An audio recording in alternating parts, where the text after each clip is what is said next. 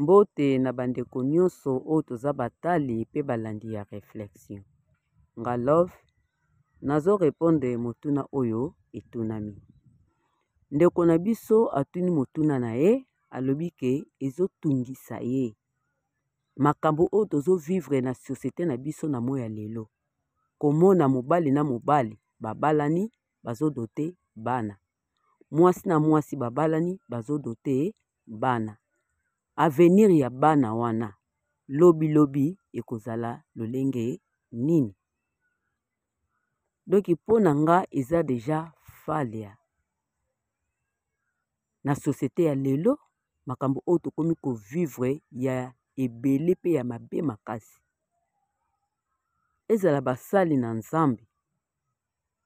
Malgré batu msu balobake Bible eza batu mutu bakoma yango. Oui, Bible batu oyo bakoma yango. Mais tomoni te na chapitre nini na verset nini oyo ba permettre ke mwasi na mwasi babalana badotaka bana.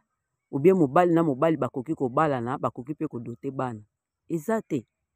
Meza mawa mingi na basali na Nzambe oyo bazo permettre lelo eloko wana ebanda kosalamaka. Pe ozo pambola libala ya lolenge wana yo mosali na Nzambe. Ozo tanga pe Bible. Siko conscience na yo ezpezaka bi epezaka te. Ozo sala eloko oyo ebike eza malamu mingi te na miso ya bato. Me yo permettre na yo esala mabongo. Po o gagner nini? Ozo tonga ou bien ozo ko détruire. Eza na bakonzi na biso ya mboka. Oyo bandima ke na ba pays mususu basi na basi bakoki ko balana mibali mibali bakoki ko balana. Pe bakoki ko dote bana. Omona te ke bakonzi wana bazo détruire. Bazo tonga te. Donc pona nge eza pasi pe eza mawa. Na société ya lelo makambo oyo tokomi ko vivre eza pasi. Donc bana wana baza na futur ya malunga te. Po soki totali bien bana misusu kutu babota makomona baza bateti baza ba impoli. Mais aza na parent na ye aza na mama na ye na papa ye na kati ya ndako. Mais omona mwana na éducation moko négative. Omona mwana moko impoli makasi kosepela na mwana wana te. Siko mwana ya bongo tozwa kaka exemple akoleli na maboko ya ba PD ou bien na maboko ya ba lesbienne. Fiti ya mwana ni kozala nini? Ekozala epola akozala na fiti ya malunga te. Po eza na bana misusu badotaka bango badote bébé. Ti azokola. Azoyebaki na kati ya ndako fa benga papa benga mama. Mais tangu mayela bomoto eyaka akomi ko comprendre makambo. Azomona ke oyo azobenga papa oyo azobenga mama bango bali baza sexe moko. Bango bali baza mibali mibali be baza basi basi. Oma te tozo troubler makanisi ya bana, tozo bebisa bongo ya bana. Tozalaka pe na ba mi na ba collègue na école.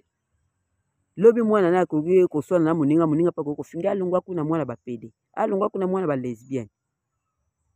Omonte ke eza choc. Na mwana wana akoki ko yata musu na ndako aye kofunda. Comme yo parent oza na OPD ou bien oza no lesbienne. Eloko nini oyo koki koloba na mwana ane kalme ye ou bien elongola ye maloba wana oyo ya yoki epa ya moninga abosana. Yango na bangisa falia. Tozo tonga te mais tozo détruire.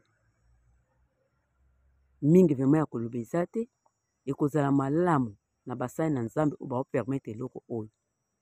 Batika. Bakoma koboya yango. Bote ya biso kaka te ke zala na eliki ya lobo kozwa mbongo, ke lobo kobala, ke lobo ko voyager, ke lobo kosomba mutuka. Bo banda kote ya biso pe oyo eza perigo oyo eza mabe. Ke loko oyo soko sali yango eza mabe tika yango. Bo banda kote ya pe batu bongo. Bo banda koboyisa batu bayeba ke oyo eza mabe. Bo boyisaka batu mabe. Eza te ke loko oza musala na Nzambe oza na posa église etondaka o permettra biloko oyo eza négatif oyo eza mabe na société po ke église etonda bato. Na basala na Nzambe fuko ninga bobo eloko wana. Na bakonzi na biso pe mboka oyo boyebi ke bozo tonga te mais bozo détruire peuple. Bolinga bo banda koboya eloko wana. Donc pona nga esengeli ko kase yango. Koboya ba PD, koboya ba lesbienne. Oyo amonika kozala PD mais abala te. Oyo amoni pe kozala lesbienne abala te.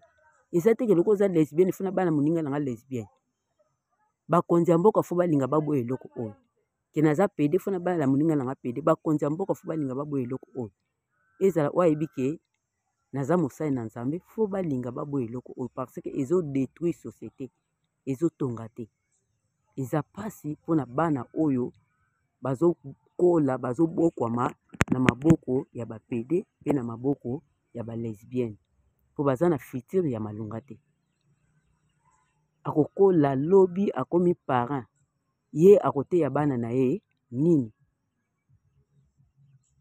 monke eza malamu mingi te donc mpo na nga eza makambo moko oyo eza mabe makasi eza malamu mingi te fo tolinga toboyaka eloko oyo na lelo fo tolinga toboya yango mpo ezala te fo kokasa yango mpe ezala mpe lisusu te yango nde eza réflexion na ngai parce que bana oyo bazokola na maboko ya bapede be ya balesbienne futur na bango eza deja na danger mpo éducation nini oyo mwana wana kokola nango ndeka na uti koloba eza na bana misusu bakolaka baza baimpoli baza bateti abokami na maboko ya mama na tata na me omona mwana na aza impoli comportement mwana nomona bato basepelaka nango te sikoyo akende kola na maboko ya badefu